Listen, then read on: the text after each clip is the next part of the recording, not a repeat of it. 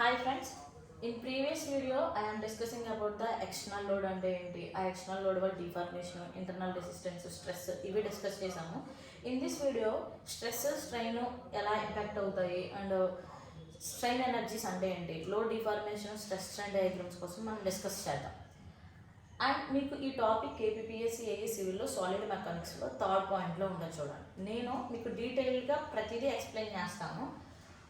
Please support me, subscribe చేసుకోండి. మీరు after ఈ వీడియో చూసిన తర్వాత మీకు ఇది యూస్ఫుల్ అని అనిపిస్తేనే సబ్స్క్రైబ్ చేసుకోండి. Thank you. And here this is an external load.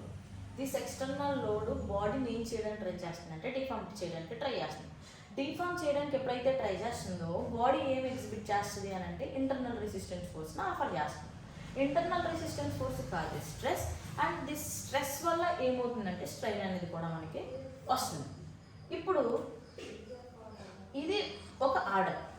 Now I am taking load deformation curve. See here deformation curve. I am in x axis I am taking deformation as x. See deformation నేను ఎక్స్గా తీసుకున్నానండి, not in x axis. Next load I am taking as y axis. మనము ఇంజనీరింగ్లో కానీ previous కానీ మనం చదువుకున్నప్పుడు x axis మీద ఇన్పుట్, y యాక్సిస్ మీద అవుట్పుట్ తీసుకుంటాం. ఇక్కడ డిఫార్మేషన్ ఎలా ఇన్పుట్, లోడ్ ఎలా అవుట్పుట్ అయిందంటే చూడండి. లోడ్ ఎక్స్టర్నల్ లోడ్ అప్లై చేసాము, డిఫార్మ్ అవడానికి ట్రై చేసినప్పుడు దిస్ డిఫార్మేషన్ వల్ల లోపల బాడీలో ఏంటంటే ఇంటర్నల్ రెసిస్టెన్స్ ఫోర్స్ అనేది డెవలప్ అవుతుంది అంటే డిఫార్మేషన్ వల్ల ఎవరు డెవలప్ అవుతున్నారు, రెసిస్టెన్స్ ఫోర్స్ డెవలప్ అవుతుంది. So deformation is the input and resistance force as the output. Now see, I am here taking gradually applied load. Gradually applied load తీసుకున్నాక మనకి ఇంజనీరింగ్లో ఫస్ట్ ఇయర్లో మనకి చెప్తారు ఏరియా అండర్ కర్వ్. ఈ area under the curve ఏమిస్తుందండి అని అంటే, అసలు ఏరియా అండర్ ది కర్వ్ అంటే ఏంటి అని అంటే చూడండి, this is the area under the curve. అంటే ఈ పోర్షన్ ఏదైతే గ్రాడ్యువల్ అప్లైడ్ లోడ్ అని తీసుకున్నామో ఆ పోర్షన్ని మనం ఏమంటామంటే ఏరియా అండర్ ది కర్వ్ అంటాం. ఈ ఏరియా అండర్ ది కర్వ్ ఏమిస్తుంది అని అంటే వర్క్ అనేది ఇస్తుంది. అది మనకి గ్రాఫికల్ రిప్రజెంటేషన్. ఇప్పుడు area under the curve work ఇచ్చినప్పుడు ఈ ఏరియా అండర్ ది కర్వ్ ఈ షేప్ ఎలా ఉందంటే triangle shape. Triangle area half BH. ఇక్కడ మనకి ఏంటి అని అంటే హాఫ్ BH ప్లేస్లో half into FX deformation x తీసుకుంటే మనకి నార్మల్గా మీకు ఒక పాయింట్ చెప్తాను చూడండి. ఎనర్జీ ఈజ్ ఈక్వల్ టు ఏమని చెప్తాము, డిఫైన్ ఎనర్జీ అని అంటే capacity to do work. Capacity to do work is called energy అన్నాం. ఇప్పుడు ఇక్కడ మనకి వర్క్ వచ్చింది. ఇప్పుడు ఈ వర్క్ దేనికి ఈక్వల్ అన్నాను, ఎనర్జీ అన్నాను. అయితే ఇది ఏ ఎనర్జీ అని అంటే this energy is the strain energy. ఈ ఎనర్జీ ఏంటి అని అంటే స్ట్రెయిన్ ఎనర్జీ. ఇది చాలా ఇంపార్టెంట్ అండి. అంటే ఇప్పుడు ఈ పాయింట్ బట్టి మీకు ఏంటి అని అంటే area under the load deformation curve, area under load and deformation curve ఏమి ఇస్తుంది అంటే స్ట్రెయిన్ ఎనర్జీ. ఇది బిట్ మీకు ఎగ్జామ్లో ఇలా అడగచ్చు, what will gives the strain energy. కింద స్ట్రెస్ స్ట్రెయిన్ డయాగ్రామ్ అనొచ్చు, లేదంటే లోడ్ డిఫార్మేషన్ డయాగ్రామ్ అనొచ్చు, లేదు అంటే లోడ్ అండ్ స్ట్రెస్ అని అడగచ్చు. అప్పుడు మనం ఏం చెప్తామంటే load and deformation area under the curve gives strain energy. ఇప్పుడు మీకు డౌట్ రావచ్చు, గ్రాడ్యువల్లీ అప్లైడ్ లోడ్ అన్న ఇక్కడ నేను తీసుకుంది ఏంటి అని అంటే గ్రాడ్యువల్లీ అప్లైడ్ లోడ్. ఇది ఒకటే ఉన్నాయా మనకి, ఇంకొక లోడ్ కూడా ఉందన్నాను, సడన్ లోడ్ అని కూడా చెప్పాము. Suddenly applied load. థర్డ్ ఏంటి, impact load. Gradual applied load, sudden load, impact load. మరి ఈ మూడింటికి కూడా తీసుకున్నప్పుడు అలాగే వస్తుంది అంటే సేమ్ అండి. ఏరియా అండర్ది ఈ మూడు లోడ్స్ తీసుకున్నప్పుడు, లోడ్ అండ్ డిఫార్మేషన్ తీసుకున్నప్పుడు ఏరియా అండర్ది కర్వ్ ఏమిస్తుంది అని అంటే స్ట్రెయిన్ ఎనర్జీయే ఇస్తుంది. ఏమిస్తుంది అని అంటే స్ట్రెయిన్ ఎనర్జీయే ఇస్తుంది. ఈ స్ట్రెయిన్ ఎనర్జీని మనం ఎలాగా డిస్కస్ చేస్తాము, ఎలా ఫైండ్ అవుట్ చేస్తామంటే నౌ హియర్ నేను ఏంటంటున్నా స్ట్రెయిన్ ఎనర్జీ అన్నా. స్ట్రెయిన్ ఎనర్జీ అన్నాం. స్ట్రెయిన్ ఎనర్జీ ఇప్పుడు వర్క్ ఈక్వల్ అయిందన్నాను. ఆల్రెడీ వర్క్ అంటే ఏమని చెప్పామంటే ఆఫ్ ఎఫ్ఎక్స్ అన్నాను. ఆఫ్ ఎఫ్ ఇంటూ ఎక్స్ అన్నాం. చూడండి, ఆల్రెడీ స్ట్రెస్ అంటే రిలేషన్ ఏంటి? Sigma is equal to force by area. Sigma equal to force by area. అక్కడి నుంచి మనం ఏం రాసుకోవచ్చు? F equal to stress into area. అలాగే స్ట్రెయిన్ ఈక్వల్ టు ఏముంది? Strain equal to deformation to the original length. Deformation to the original length. అక్కడ length అనేది నేను ఒక డైమెన్షనల్ పారామీటర్ తీసుకున్నాను. మీరు ఆ లెంగ్త్ ప్లేస్లో ఏరియా తీసుకోవచ్చు, బ్రెడ్త్ తీసుకోవచ్చు, డెప్త్ తీసుకోవచ్చు, డైమెన్షన్ ఏ డైమెన్షనల్ పారామీటర్ అన్నా తీసుకోవచ్చు. ఇప్పుడు ఫ్రమ్ హియర్ నేను ఏం రాస్తాను అని అంటే ఎక్స్ ఈక్వల్ టు ఈ ఇంటూ ఎల్ నాట్ అని రాస్తాను. ఎక్స్ ఈక్వల్ టు ఈ ఇంటూ ఎల్ నాట్ మనందరికీ తెలుసు. According to hooks law stress equal to Young's modulus into strain. నేను ఈ స్మాల్ థింగ్స్ ఎక్స్ప్లెయిన్ చేయట్లేదు. ఎందుకు అని అంటే మనకి టైం టేకింగ్ అండ్ ఇవన్నీ తెలుస్తాయి మనకి. ఇప్పుడు ఇక్కడ నుంచి నేను మొత్తం అన్నీ కూడా స్ట్రెయిన్ ఎనర్జీలో మీకు అప్లై చేస్తాను. చూడండి, strain energy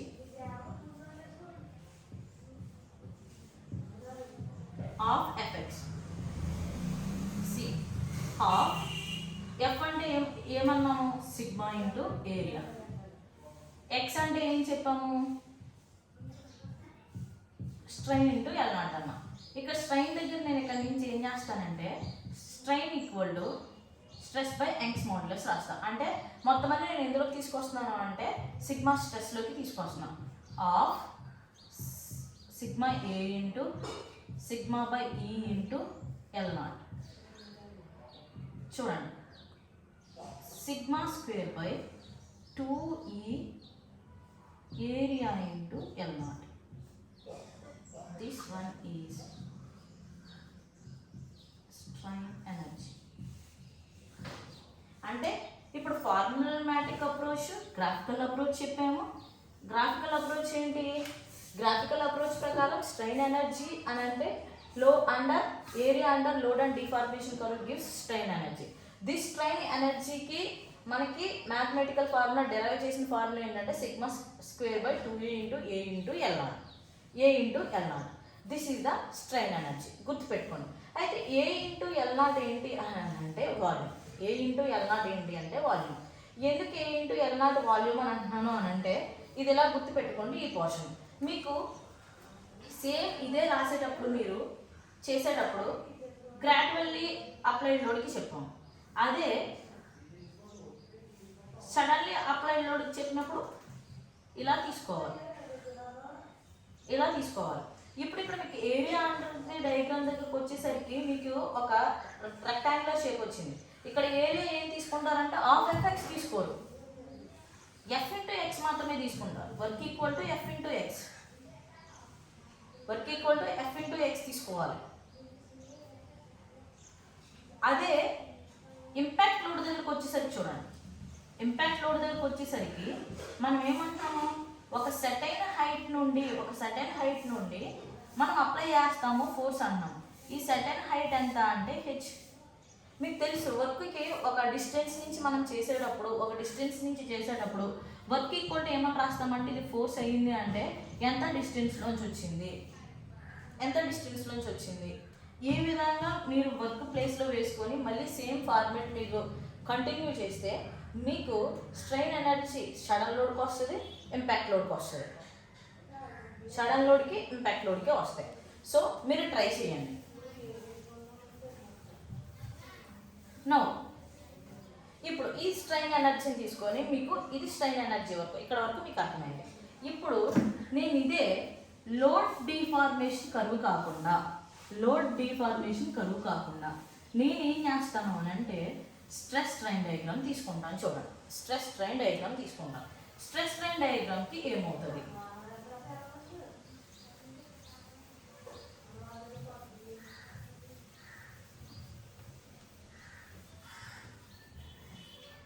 stress strain diagram మీకు తెలుసు, y యాక్సిస్ మీద స్ట్రెస్, x యాక్సిస్ మీద స్ట్రెయిన్.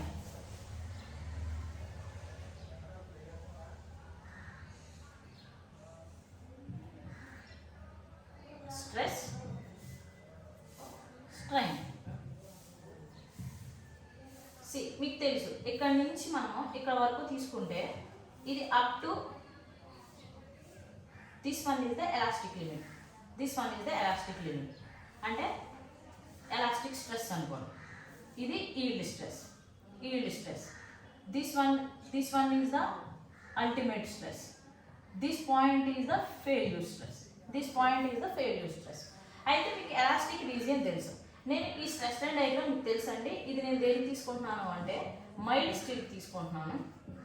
మైల్డ్ స్టీల్ అంటే ఏంటి అని అంటే డక్టైల్. సి ఈ డయాగ్రామ్ తీసుకున్నప్పుడు మీరు జాగ్రత్తగా అబ్జర్వ్ చేస్తే ఈ పోర్షన్ మనం ఇందాక గ్రాడ్యువల్లీ అప్లైడ్ లోడ్ ఏదైతే తీసుకున్నామో ఆ పోర్షన్ లాగే ఉంది చూడండి. అంటే స్ట్రెస్ స్ట్రైన్ డయాగ్రామ్లో అప్ టు మనం ఎక్కడ వరకు తీసుకున్నాము అంటే ఎలాస్టిక్ లిమిట్ వరకు తీసుకుంటే అంటే ఈ పాయింట్ వరకు ఇది ఏంటి అని అంటే మనకి ఎలాస్టిక్ రీజియన్. మీకు తెలుసు ఎలాస్టిక్ రీజియన్ వరకు తీసుకుంటే ఇది ఏంటి అని అంటే same it's looks like gradual applied load ఉన్నప్పుడు మనకి ఎలా ఉందో అలాగే వచ్చింది కరువు. ఇప్పుడు ఇక్కడ ఏమవుతుంది స్ట్రెయిన్ ఎనర్జీ అని అంటే చూడండి, ఇక్కడ తీసుకుని స్ట్రెస్ స్ట్రెయిన్ తీసుకున్నప్పుడు ఇది ఏమని రాసుకోవచ్చు of stress into strain. And మనకి ఈ ఎలాస్టిక్ రీజియన్లోనే మనం ఏం చెప్తాము హుక్స్ లా ఒబేస్ ఎక్కడ వరకు అప్ టు ఈ రీజియన్ వరకు అని చెప్తాము. అప్ టు ప్రపోర్షనాలిటీ లిమిట్ వరకు హుక్స్ లా ఒబే చేస్తాను. అంటే ఇక్కడ నేను ఏం చేయొచ్చు అంటే సిగ్మా ఈ దగ్గర హుక్స్ లా ప్రకారం ఏంటి stress equal to Young's modulus into strain. ఇప్పుడు ఇక్కడ నుంచి స్ట్రెయిన్ నుంచి రాశాను అనుకోండి ఏమవుతుంది సిగ్మా బై ఏ. అంటే here strain energy is equal to sigma into sigma by ఈ. ఏమొచ్చింది అంటే హాఫ్ సిగ్మా స్క్వేర్ బై ఈ. ఇందాక మనం లోడ్ డిఫార్మేషన్ డయాగ్రామ్ డ్రా చేసినప్పుడు వచ్చిన స్ట్రెయిన్ ఎనర్జీ ఏంటి లోడ్ డిఫార్మేషన్ డయాగ్రామ్ దగ్గర డ్రా చేసినప్పుడు వచ్చిన స్ట్రెయిన్ ఎనర్జీ ఏంటి అని అంటే హియర్ చూడండి లోడ్ డిఫార్మేషన్ అప్పుడు వచ్చిన స్ట్రెయిన్ ఎనర్జీ దగ్గర వచ్చింది ఏంటి అని అంటే హాఫ్ సిగ్మా స్క్వేర్ ఈ into A into L not వచ్చింది. ఏ ఇంటూ ఎల్ నాట్ ఏమన్నాము వాల్యూమ్ అన్నాం. ఇక్కడ అదే స్ట్రెస్ స్ట్రెయిన్ డయాగ్రామ్లో మనకి అప్ టు ఎలాస్టిక్ రీజియన్ వరకు తీసుకుంటే వచ్చింది ఎవరు వచ్చారు హాఫ్ సిగ్మా స్క్వేర్ బై ఈ వచ్చింది. ఇప్పుడు దీనికి ఏంటి అని అంటే సింపుల్గా చూడండి ఈ స్ట్రెయిన్ ఎనర్జీకి దీన్ని ఈక్వల్ చేయాలి లేదంటే ఇది అని అంటే దీన్ని ఏం చేస్తే సరిపోతుంది అని అంటే if I am dividing this one with volume అంటే వాల్యూమ్తో చేయడం అంటే ఏ ఇంటూ ఎల్ నాట్తో చేస్తే ఇది క్యాన్సిల్ అయిపోయి ఏమొస్తుంది అంటే హాఫ్ సిగ్మా స్క్వేర్ బై ఈ. ఇప్పుడు దీన్ని నేను డిఫైన్ చేస్తాను చూడండి. In stress strain diagram up to elastic region వరకు వచ్చిన స్ట్రెయిన్ ఎనర్జీ ఏంటి అని అంటే పర్ యూనిట్ వాల్యూమ్ డివిజన్ వేసి చెప్తున్నాము అని అంటే per unit volume gives the elastic strain energy. Difference ఇదేంటి అని అంటే ఇది స్ట్రెయిన్ ఎనర్జీ,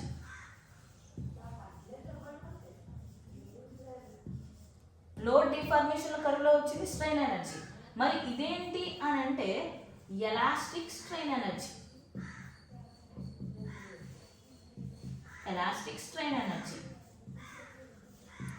డిఫరెన్స్ ఏంటి strain energy per unit volume is nothing but the elastic strain energy. ఇప్పుడు మీకు ఎగ్జామ్స్లో నార్మల్గా అప్ టు ఎలాస్టిక్ పాయింట్ వరకు ఉండే దీన్ని ఏమని చెప్తాము అంటే స్ట్రెస్ స్ట్రెయిన్ డయాగ్రామ్లో అప్ టు ఎలాస్టిక్ రీజియన్ వరకు స్టోర్ అయిన ఎనర్జీని ఏమంటాము అని అంటే దీనికి ఒక పేరు చెప్తాము రెసిలియన్స్ అంటాం. అంటే రెసిలియన్స్ అంటే ఏంటి the energy absorbed up to elastic point is called resilience అన్నాం. ఇప్పుడు మీరు ఇక్కడ 3 చెప్తాను చూడండి. Resilience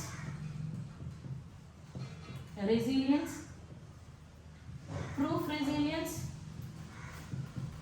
modulus of resilience. చూడండి, resilience, proof resilience, modulus of resilience. ఈ మూడింటికి డిఫరెన్స్ ఏంటి అని అంటే స్ట్రెస్ స్ట్రెయిన్ డయాగ్రామ్ లో అప్ టు ఎలాస్టిక్ వరకు ఎంత ఎనర్జీని అయితే అబ్జర్వ్ చేసుకుందో అది రెసిలియన్స్. ప్రూఫ్ రెసిలియన్స్ అంటే ఏంటి అని అంటే ప్రూఫ్ రెసిలియన్స్ అనేది అప్ టు ఎలాస్టిక్ రీజియన్ వరకు ద మ్యాక్సిమం ఎనర్జీ స్టోర్డ్. ఇది స్ట్రెయిన్ ఎనర్జీ, ఇదేంటి అంటే మ్యాక్సిమం ఎనర్జీ స్టోర్డ్. మాడ్యులస్ అంటే ఏంటి అని అంటే energy, strain energy per unit volume.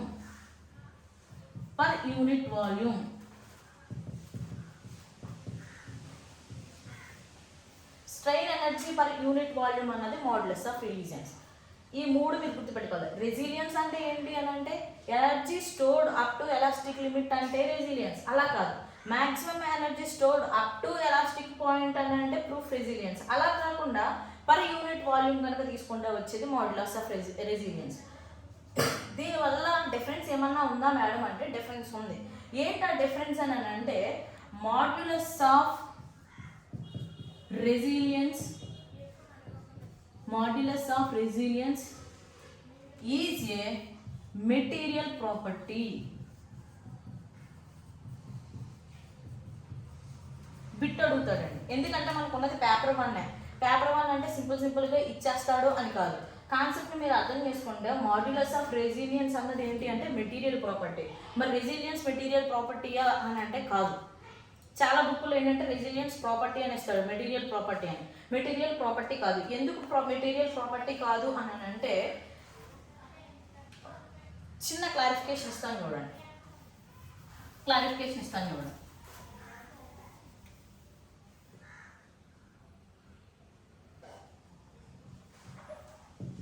మీకు ఇది గ్రాడ్యువల్లీ అప్లైడ్ లోడ్ అన్నప్పుడు మీకు స్ట్రెస్ స్ట్రెయిన్ కర్వ్ ఇలా వచ్చింది అన్నాం. మామూలుగా ఇక్కడ రాసాను. ఇప్పుడు సపోజ్ ఇక్కడ గ్రాడ్యువల్లీ అప్లైడ్ లోడ్ కాదు. గ్రాడ్యువల్ అప్లైడ్ లోడ్ అంటే ఇది లోడ్ డిఫార్మేషన్. సడన్ లోడ్ అంటే ఇదని చెప్తున్నాం. ఇప్పుడు సడన్ లోడ్ తీసుకుంటున్నప్పుడు స్ట్రెస్ స్ట్రెయిన్ డయాగ్రామ్ ఇలాగే వస్తుందా రాదా?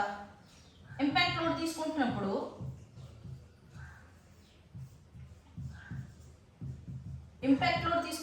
స్ట్రెస్ స్ట్రెయిన్ డయాగ్రామ్ ఇలా వస్తుందా రాదా? గ్రాడ్యువల్ అప్లైడ్ లోడ్కి మాత్రమే స్ట్రెస్ స్ట్రెయిన్ డయాగ్రామ్ ఇలా వస్తుందా? లేదు అని అంటే సడన్లీ లోడ్కి వేరే విధంగా వస్తుందా? ఇంపాక్ట్ లోడ్కి వేరే విధంగా వస్తుందా అంటే కాదండి.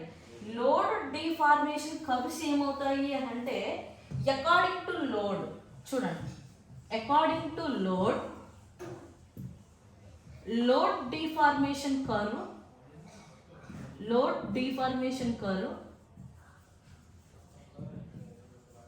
Changes. According to load and deformation curve changes. But stress strain diagram దగ్గరికి వచ్చేసరికి గ్రాడ్యువల్ లోడ్ తీసుకున్నా ఇదే డయాగ్రామ్ వస్తుంది, పిఎక్స్ తీసుకున్నా సడన్ లోడ్ తీసుకున్నా ఇదే డయాగ్రామ్ వస్తుంది, ఇంపాక్ట్ లోడ్ తీసుకున్నా ఇదే డయాగ్రామ్ వస్తుంది. అంతేకాని స్ట్రెస్ స్ట్రెయిన్ డయాగ్రామ్ అంటే మొత్తం మెటీరియల్ వేరేది ఏదన్నా వస్తుంది అంటే రాదు. మీరు ఏ లోడ్ అన్నా తీసుకోండి, స్ట్రెస్ స్ట్రెయిన్ డయాగ్రామ్స్ ఏమొస్తుంది, ఈ మూడు లోడ్ అండ్ డిఫార్మేషన్ డయాగ్రామ్స్ తేడా వస్తాయి. సో స్ట్రెయిన్ ఎనర్జీ ఏమవుతుంది అని అంటే అకార్డింగ్ టు లోడ్ బట్టి చేంజ్ అవుతూ వస్తుంది. But up to elastic region వరకు మనం తీసుకున్న మాడ్యులస్ ఆఫ్ రెసిలియన్స్ అన్నది పర్ యూనిట్ వాల్యూమ్ ఏదైతే మనం తీసుకుంటున్నామో అది చేంజ్ అవ్వదు. ఎందుకు అని అంటే మనకి అది వచ్చింది స్ట్రెస్ స్ట్రెయిన్ డయాగ్రామ్ నుంచి వచ్చింది.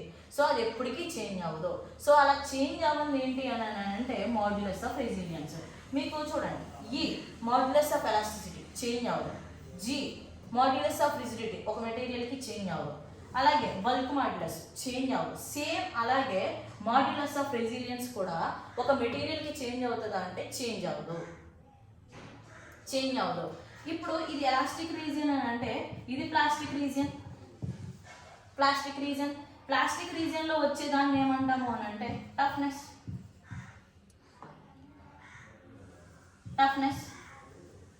అంటే అప్ టు ఎలాస్టిక్ లిమిట్ వరకు స్టోర్ చేసుకున్న ఎనర్జీని రెసిలియన్స్ అంటే అప్ టు ఫ్రాక్చర్ పాయింట్ వరకు స్టోర్ చేసుకున్న ఎనర్జీ ఎవరు అంటే toughness. Difference, up to elastic region వరకు స్టోర్ చేసుకున్న ఎనర్జీ ఎవరు అంటే రెసిలియన్స్. అలా కాదు, అప్ టు ఫెయిల్యూర్ పాయింట్ వరకు స్టోర్ చేసుకున్న ఎనర్జీ ఎవరు అంటే toughness. So modulus of toughness అని అంటే ఏంటంటే per unit of volume. So resilience, toughness, modulus of resilience, toughness అనేవి ఏంటి అని అంటే those are material properties. I think మీకు అర్థమైంది అనుకుంటున్నాను. See just briefly I'm discussing that today మనం ఏంటి అంటున్నానంటే స్ట్రెయిన్ ఎనర్జీ అంటే ఏంటి, లో డిఫార్మేషన్ కర్వ్ నుంచి స్ట్రెయిన్ ఎనర్జీ ఎలా డెరైవ్ చేసాము, ఆఫ్ సిగ్మా స్క్వేర్ ఈ బై ఇంటూ వాల్యూమ్ అని వచ్చింది మనకి. దాన్ని స్ట్రెస్ స్ట్రెయిన్ డయాగ్రామ్లో ఎలా ఇండికేట్ చేసాము అన్నది మీకు ఇక్కడ నేను చెప్పడం జరిగింది. అండ్ మీకు ఏంటి అని అంటే లోడ్ అండ్ డిఫార్మేషన్ కలిసి అకార్డింగ్ టు లోడ్ డిఫరెంట్గా ఉంటాయి, సేమ్ ఉండవు. But A load deformation curve తీసుకున్నా స్ట్రెస్ స్ట్రెయిన్ డయాగ్రామ్ మాత్రం సేమ్ ఉంటుంది. రెసిలియన్స్ అంటే ఏంటి అంటే అప్ టు ఎలాస్టిక్ లిమిట్ వరకు ఎంత ఎనర్జీ స్టోర్ చేసుకుంటే దాన్ని ఏమంటామంటే రెసిలియన్స్. మ్యాక్సిమం అయితే proof resilience, per unit volume అయితే modulus of resilience. These are the material properties అని చెప్పడం జరిగింది. యాక్చువల్లీ మీకు స్ట్రెస్ స్ట్రెయిన్ డయాగ్రామ్ అని రిలేషన్స్ అని మనం అన్ని చదివేసి ఉన్నాం. ఏ టెక్స్ట్ బుక్ ఓపెన్ చేసినా ఆ సిగ్మా, ఈ హుక్స్ లాస్ ఇవన్నీ మనకు చెప్తారు. మీకు తెలియాల్సింది ఏంటి అని అంటే మీకు ఇక్కడ ఇంకో పాయింట్ ఏంటి అని అంటే ఈల్డ్ స్ట్రెస్ అండి. ఈల్డ్ స్ట్రెస్ ఏంటి, ఈల్డ్ స్ట్రెస్ అని అంటే మీకు అర్థం కావాల్సింది ఎలాస్టిక్ అంటే అందరికీ తెలుసు, ఎనర్జీ ఎంత అయితే అబ్జర్వ్ చేసుకుంటుందో మళ్ళీ లోడ్ రిమూవ్ చేస్తే మళ్ళీ దాని పొజిషన్కి వెళ్ళిపోతాయి అని. అల్టిమేట్ అంటే మ్యాక్సిమం తెలుసు, ఫెయిల్యూర్ అంటే ఫెయిల్యూర్ అని తెలుసు. ఈల్డ్ అంటే మాత్రం ఏంటి అంటే కొంచెం ఆలోచిస్తాం. ఎందుకు ఆలోచిస్తారు అని అంటే ఈల్డ్ స్ట్రెస్ అంటే ఏంటి అని అంటే వేర్ ద డిఫార్మేషన్ స్టార్ట్స్. అక్కడ ఎక్కువ స్ట్రెస్ ఉంటుందా అని అంటే ఎక్కువ స్ట్రెస్ కాదు, for minimum stress the material starts deformation. See for minimum అంటే మనకు చేంజ్ కనిపించదండి. ఎక్కువ చేంజ్ కనిపిస్తుంది అంటే నో స్ట్రెయిన్ చేంజ్, చాలా అంటే అబ్జర్వ్ కూడా చేయలేనంత తక్కువ స్ట్రెస్ చేంజెస్లో, స్ట్రెయిన్ చేంజెస్లో ఇక్కడ మనకి ఏంటంటే బాడీ డిఫార్మ్ అవడం స్టార్ట్ అవుతుంది. దాన్ని ఏమంటామంటే ఈల్డ్ స్ట్రెస్ అంటాం. సో ఈ ఈల్డ్ స్ట్రెస్ ఇవన్నీ ఎందుకు అని అంటే ఇదంతా మనం ఎందుకు చదవాలి, దేనికి అసలు ఇదంతా అని అంటే see main concept is for safe design.